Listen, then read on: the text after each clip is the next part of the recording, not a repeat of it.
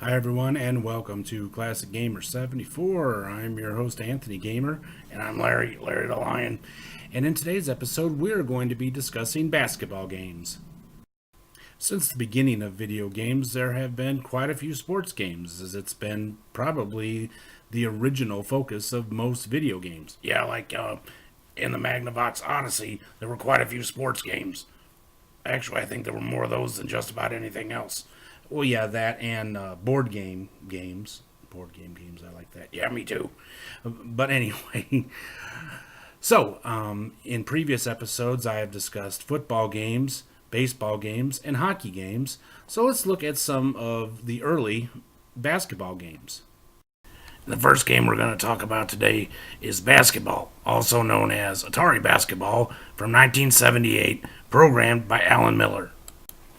Alright, in this game, it's a typical one-on-one game where you have your goals on either side. Now, there are no timeouts, there are no three-point lines, no fouls. It is just your typical one-on-one basketball game. Now, as you can see, you can actually shoot from just about anywhere and make the shot. See how I made that crazy shot.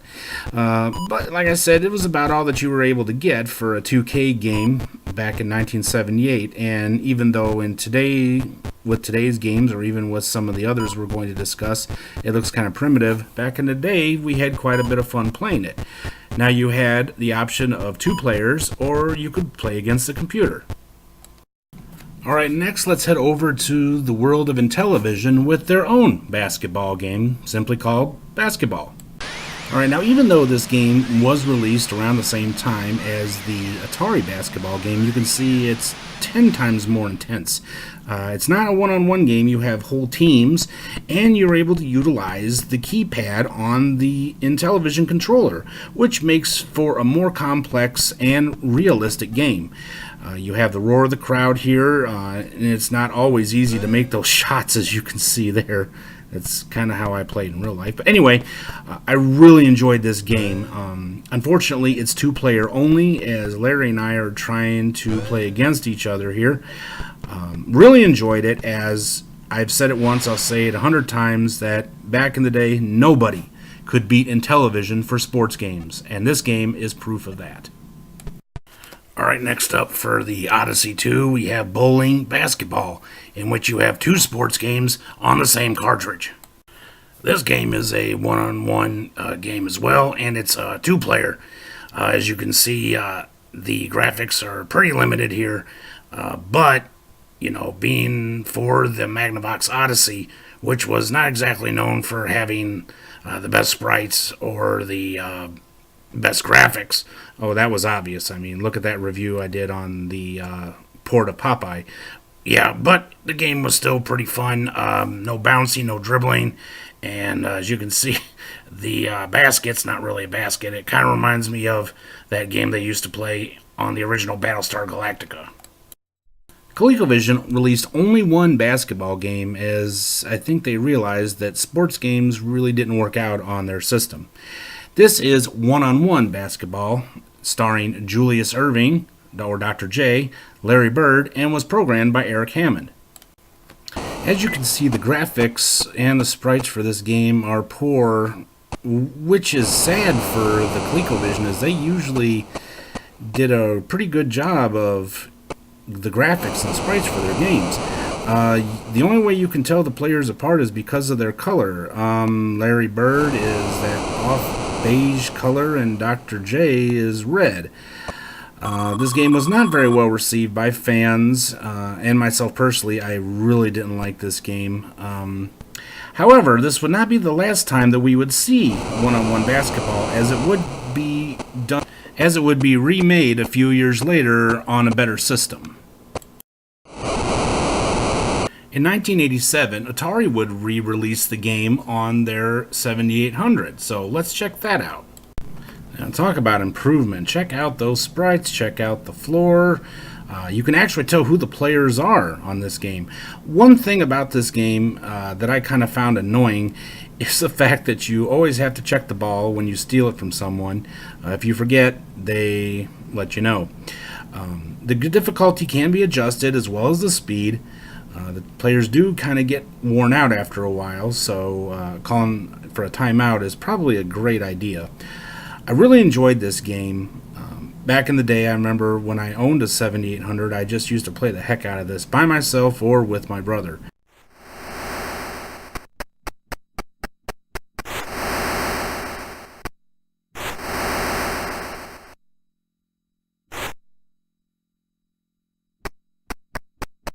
Before we head into the world of 8-bit gaming, let's check out the second and the final basketball game that would be released for the Atari 2600.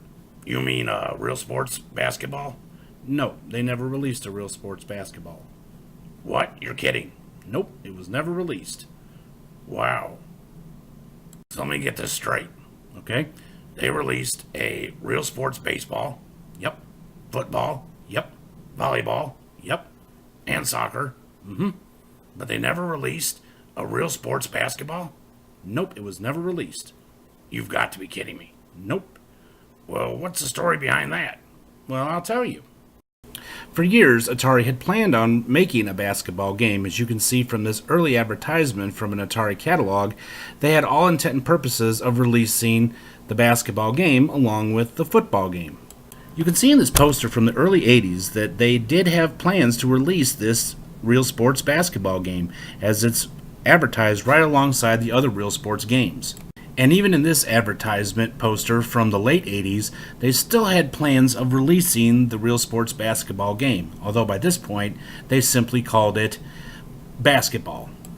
In the early 2000s, a cartridge containing a playable version of the game Real Sports Basketball surfaced, but only on PAL format, and it needed to be converted so it could be played in America.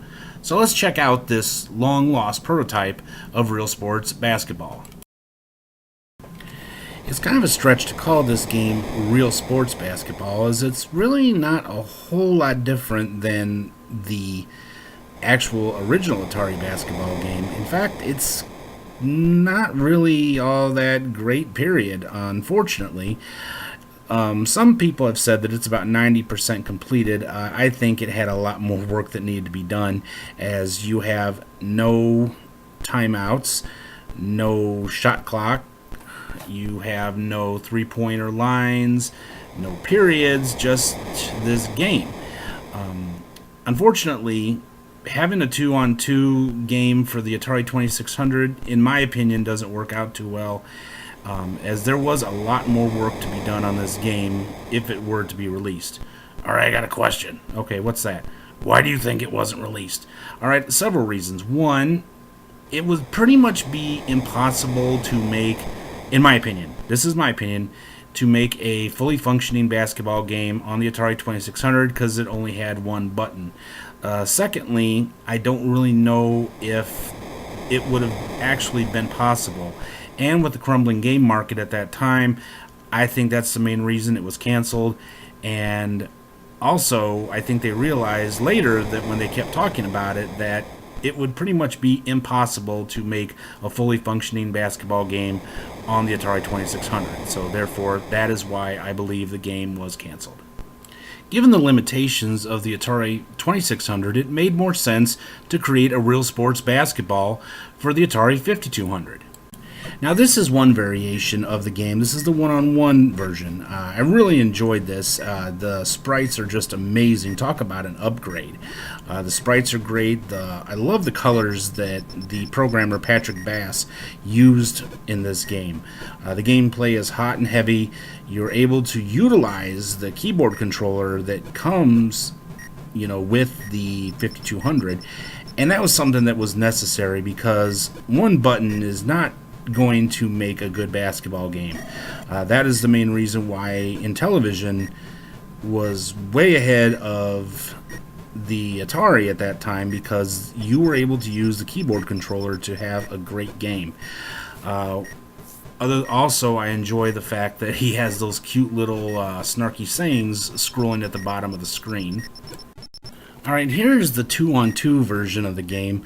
You can see it's really a lot of fun. There goes those comments again. Now, you, of course, control one player, and the other is AI. Now, I've learned from playing this game, just when you pass the ball to the AI, just let him take it, because he is actually a much better player than I was. So I really see, there he goes with the ball. Oh, he passed it to me. I should have let him have it, and I just did a wild shot. You can also control the type of shots that you do on this game. So I mean, like I said, it's a pretty in-depth game, especially for an Atari game, but no surprise for the 5200. All right, so why wasn't this game released? Well, again, it was to be released in 1983, and as you know, in 83 and 84 is when we had the video game crash, so that is the main reason. On a sad note, unfortunately, Patrick Bass died in a car accident in 1998, thus why this episode is dedicated to his memory, and his brother made sure that the ROM of this game would be released so that fans could enjoy this game. In 1989, Atari released the second and final basketball game for the Atari 2600, that being Double Dunk, programmed by Matthew Hubbard. Alright, I'll come right out and be honest, I did not care for this game. I honestly believe that it is not possible to have a good, effective basketball game on the 2600. It's just not really possible, especially a 2-on-2 game. I didn't really like the controls on this game. I basically didn't like this game, period. Although Atari was experiencing a renaissance of sorts during this time period, I felt that this game really didn't help their cause much, and as you can see by the next game, I really don't think that it would be possible to compete with probably one of the greatest basketball games of all time. And that being Tecmo NBA Basketball for the NES. The tagline is real teams, real players, real NBA action, and I have to agree with that. This was the first basketball game in which you were able to play a season. You had realistic stats, you had fouls, timeouts, and you had players from the 1991-92 basketball season, and they are all here. Some of your favorites, such as Augman, there's Scottie Pippen, Larry Bird.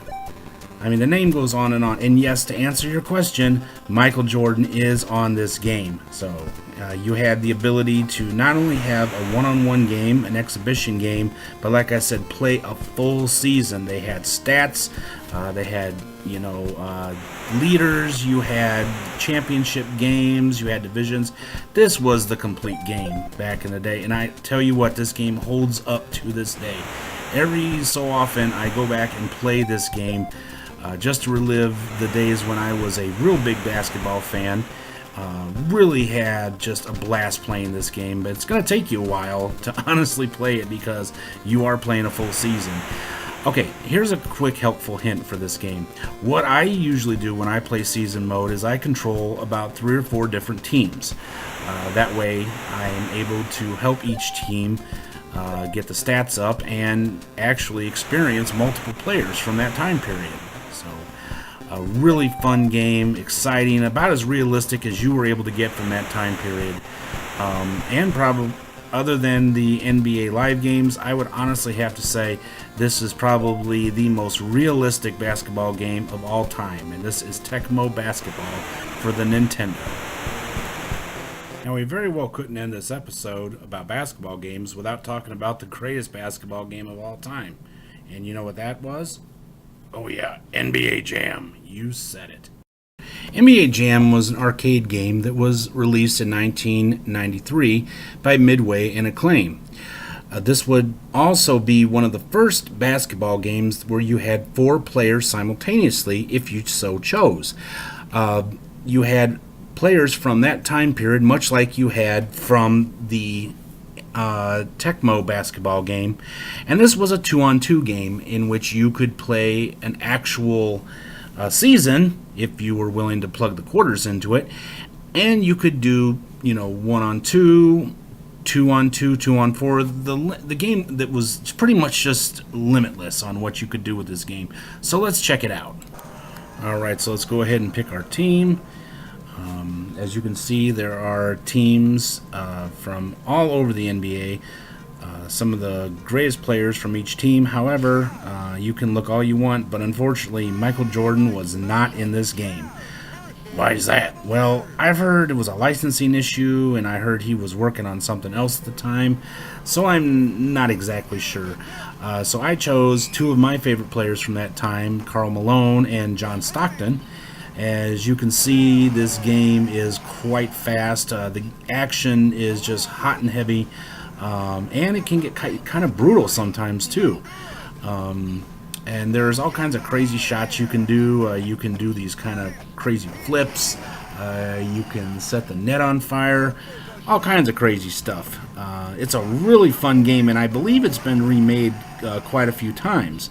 Now, at the time when this game was released, it was ported to the Sega Genesis and to the Super Nintendo. Now, later on, I'm going to have an episode, an AVP episode, where I show the differences between the arcade version and the two ports. Now, if you'd like to see a game in its complete, from beginning to end, head over to our Facebook page and you can watch me and Larry play this game from start to finish. Brings us to the end of today's episode of Classic Gamer 74. I hope you all enjoyed it. If you did, don't forget to give us a great big thumbs up, subscribe if you haven't already, and don't forget to click that little bell icon down there so you'll be notified when a new episode comes out. Do you have a particular favorite basketball game that we didn't talk about in this episode? If so, let us know about it in the comment section below, and it may be on the next episode in which we discuss basketball games. Our next episode is going to be another AVP, Arcade versus Port, where I discuss one of my all-time favorite video games from my teenage years, Paperboy, so you do not want to miss that. Well, until next time, this is Anthony Gamer. And I'm Larry the Lion. And we will see each and every one of you in the next episode. Until then, have yourselves a great day. Goodbye. Goodbye.